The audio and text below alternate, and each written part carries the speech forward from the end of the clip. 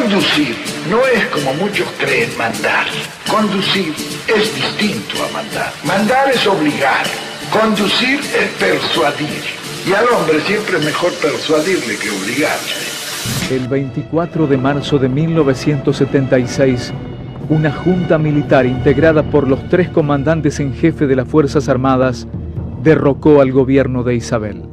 El nuevo gobierno se autotituló Proceso de Reorganización Nacional y sus primeras medidas fueron el establecimiento de la pena de muerte para los opositores, la clausura del Congreso Nacional, el reemplazo de todos los miembros de la Corte Suprema de Justicia por jueces adictos al nuevo régimen, el allanamiento y la intervención de los sindicatos, la prohibición de toda actividad política y la imposición de una fuerte censura sobre todos los medios de comunicación.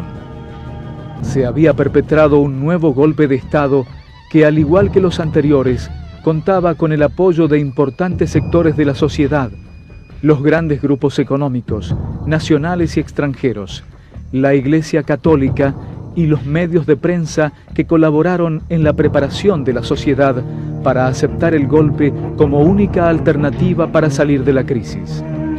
Según los militares, sus objetivos eran ocupar el vacío de poder que había ocasionado el gobierno de Isabel Perón para poner orden y terminar con la guerrilla. Al día siguiente de producido el golpe militar, el Fondo Monetario Internacional emitió un comunicado apoyando a las nuevas autoridades y anunció el otorgamiento de un importante crédito para la Argentina. El 29 de marzo, el general Jorge Rafael Videla es designado presidente de la República. Los ministerios, con excepción del de Economía y el de Educación, fueron ocupados por militares.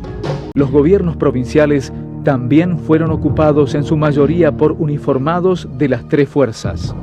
Las intendencias municipales fueron asignadas en su gran mayoría a civiles de diferentes partidos políticos, prevaleciendo los miembros del radicalismo y del peronismo. La llamada lucha antisubversiva fue un plan de represión a las organizaciones sociales que no compartían el pensamiento de los integrantes del gobierno militar, quienes necesitaban acallar cualquier resistencia a su modelo económico y político. Redujeron los sueldos o se despidió personal del Estado.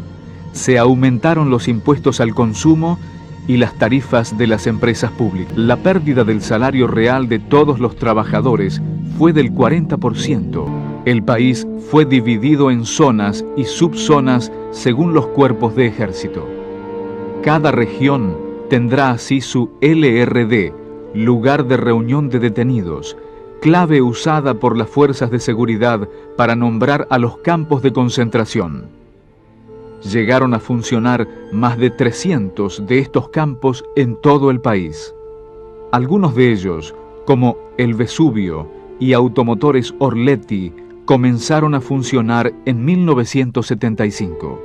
Otros se hicieron tristemente célebres con posterioridad: la Escuela de Mecánica de la Armada, el Olimpo, el Pozo de Banfield, la Perla, Coti Martínez, Puesto Vasco, El método de la desaparición de personas, llamado en Europa la conocen como la muerte argentina, porque es la primera vez que se realiza este sistema en gran cantidad de personas. Antes se secuestraba a un político, es decir, las mafias políticas lo hacían entre sí, pero jamás así en forma oficial, desde arriba. No solamente desaparecieron personas, sino también desaparecieron libros.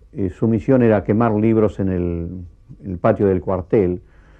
Los comunicados de él se publicaron por todos los diarios, de manera que es un documento público. Sí, es la destrucción de los libros por Dios, patria y hogar. Según el informe presentado por la Comisión Nacional sobre Desaparición de Personas, CONADEP, la represión fue una acción terrorista realizada desde el Estado, dividida en 4 momentos: el secuestro, la tortura, la detención en un centro clandestino y la ejecución. Los secuestros se realizaban generalmente por la noche. También se realizaron secuestros en los lugares de trabajo. La policía de la zona, que era previamente avisada, convertía al lugar del secuestro en territorio liberado. La mayoría de estos detenidos fueron asesinados y sus cuerpos enterrados en fosas comunes en cementerios bajo la denominación de NN, incinerados o arrojados al mar. Este es el motivo por el cual no se habla de muertos, sino de desaparecidos. La CONADEP, Comisión Nacional sobre la Desaparición de Personas, documentó más de 9.000 casos de personas desaparecidas, pero aclaró que existían muchos más casos, ya que no todos fueron denunciados. Los organismos defensores de derechos humanos reclaman por 30.000.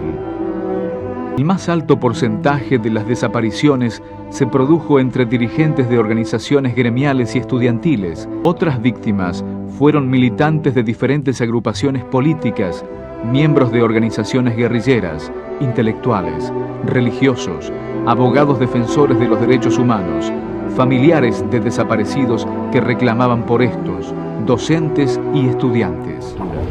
A pesar de la escalada represiva, los trabajadores intentaron resistir la ofensiva del gobierno militar. Entre julio y septiembre de 1976 comenzó una oleada huelguística de los mecánicos en las fábricas automotrices de Ford, General Motors, Peugeot y Fiat. Se les respondió con una brutal represión, secuestros, desapariciones. El 17 de marzo de 1977, el episcopado argentino, ante el insistente reclamo de los familiares, se dirige en un ambiguo documento a la Junta Militar, haciendo mención por primera vez al drama de los desaparecidos. La jerarquía eclesiástica tuvo una actitud complaciente para con el régimen. Hubo honrosas excepciones, como la del obispo de La Rioja, Monseñor Angelelli. La oposición al gobierno militar se llevó adelante desde las organizaciones defensoras de los derechos humanos. La más importante y novedosa fue la que aglutinó a las madres de desaparecidos en la Plaza de Mayo. Estas mujeres comenzaron a caminar por la plaza sin abandonarla, reclamando por el paradero de sus hijos ante el cierre de puertas de ministerios, comisarías, cuarteles, iglesias y cualquier otro lugar donde buscaron respuestas. El comienzo de las madres fue un comienzo para mucha gente muy insólito. Nosotras íbamos a todos los lugares, nos encontrábamos en los mismos lugares, pero era un golpear puertas y sentirnos tan despreciadas, tan maltratadas y a veces ignoradas. Íbamos al ejército, íbamos a la marina, a la aeronáutica, a las cárceles, a la policía, a todos los lugares donde creíamos, unos porque eran organismos que lo iban a buscar y otros porque, bueno, eran los que supuestamente tenían a nuestros hijos. Y ninguno nos satisfacía. Azucena dijo, basta, no podemos venir más a estos lugares, nos tratan mal, no nos atienden, se burlan de nosotras, vamos a la plaza, llevemos una carta para Videla y bueno, y que nos diga dónde están nuestros hijos. Y así el 30 de abril de 1977, 14 madres fuimos a la plaza por primera vez, nos fuimos quedando, éramos muchas sentadas en un banco, la policía vino con los palos y dijo, señoras, hay estado de sitio, caminen, acá no se pueden quedar, caminen, caminen, caminen, y nos fue pegando y nosotras fuimos caminando. Nos llevaron hasta el monumento a Belgrano y ahí nos permitieron caminar, pero no alrededor de la pirámide. Hasta que después de mucho pelear, de muchos días, conseguimos caminar alrededor de la pirámide. Yo quiero decir que Azucena era la madre que organizó a las madres. Y con una visión así cristiana de los derechos humanos, el de la vida es fundamental, el de la libertad es importante, también los del trabajo, de la familia, de la vivienda, etcétera, etcétera, etcétera. Si la Argentina atiende a los derechos humanos en esa omnicomprensión que el término derechos humanos significa. Pero yendo concretamente, porque sé que usted hace la pregunta, no a esa visión omnicomprensiva de los derechos humanos a la que hizo referencia el Papa en forma genérica, sino concretamente al hombre que está detenido sin proceso, es uno, o al desaparecido, que es otro. Frente al desaparecido, en tanto esté como tal, es una incógnita el desaparecido. Si el hombre apareciera, bueno, tendrá un tratamiento X. Y si la desaparición se convirtiera en certeza de su fallecimiento, tiene un tratamiento Z. Pero mientras sea desaparecido, no puede tener ningún tratamiento especial. Es una incógnita, es un desaparecido.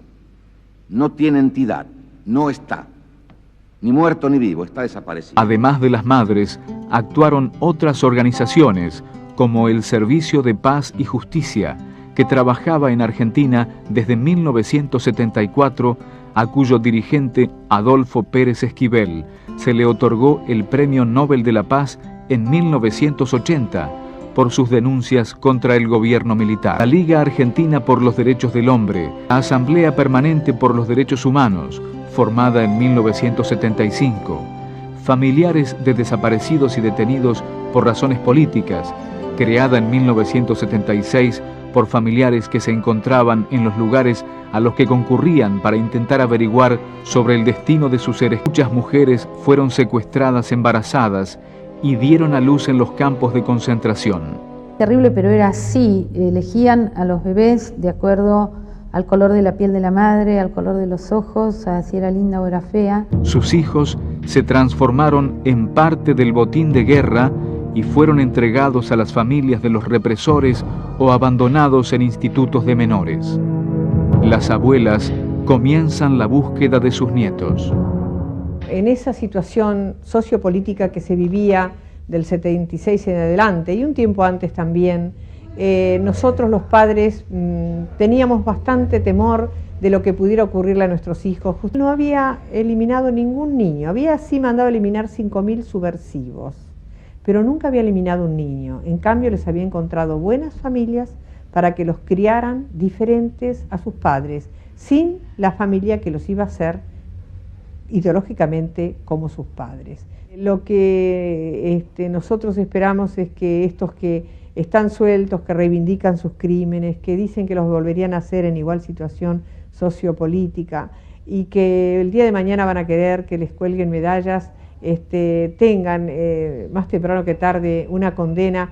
Por ahora será la condena moral que el pueblo les tiene que dar, pero más adelante las abuelas, los familiares, las madres, el país espera la condena de la Constitución, la condena de las leyes y la cárcel con barrotes muy gruesos para todos ellos, porque no merece el pueblo convivir con semejantes monstruos, porque ellos son los que tienen nuestros nietos.